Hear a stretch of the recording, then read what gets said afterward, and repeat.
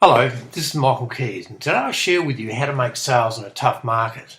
Now, I was talking to an agent recently, and he said that things are getting really tough in his area, and he's making less than 25% of the sales he used to. He sounded depressed.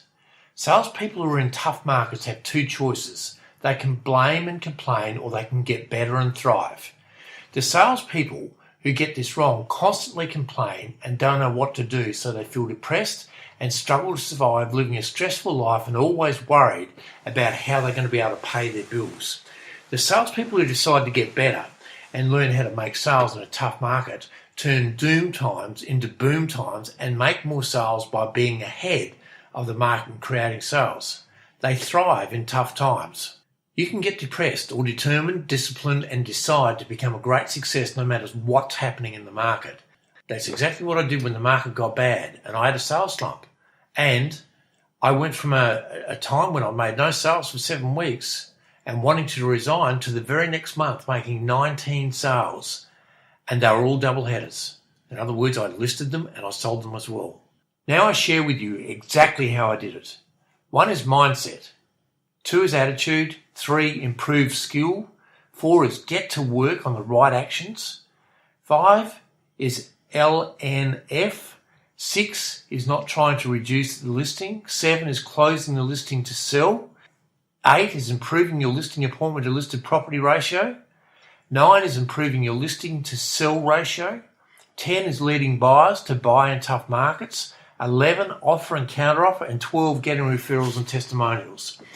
Over the next 12 weeks, I'm going to cover these points so you can have boom times in doom times. Let's start with the number 1 mindset. You must protect your most valuable asset from the bad news that the media is dumping on people at the moment. I watched 60 Minutes recently where they said the market is going to drop by 40% in Melbourne and Sydney, and at the end I wished I hadn't watched it because it was so depressing.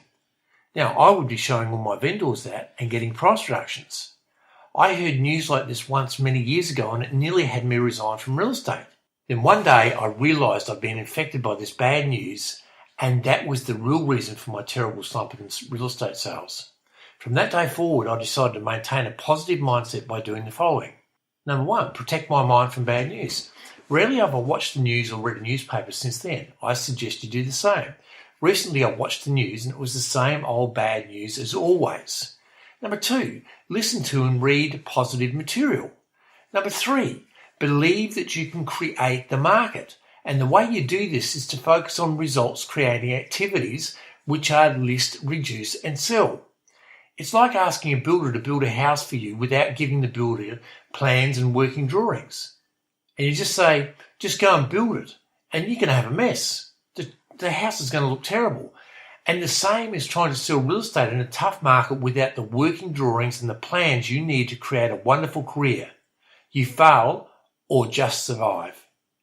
But with the working drawings, the builder builds a masterpiece that they're proud of. And the same with your career in real estate. You'll sell many properties, creating sales to people who were just waiting for somebody like you to lead them out of the valley of despair of procrastination. So if you want to find out more on how to make sales in a tough market, go to www.michaelkies.com.au. Always do your best and make every moment count. Until next time, this is Michael Kies.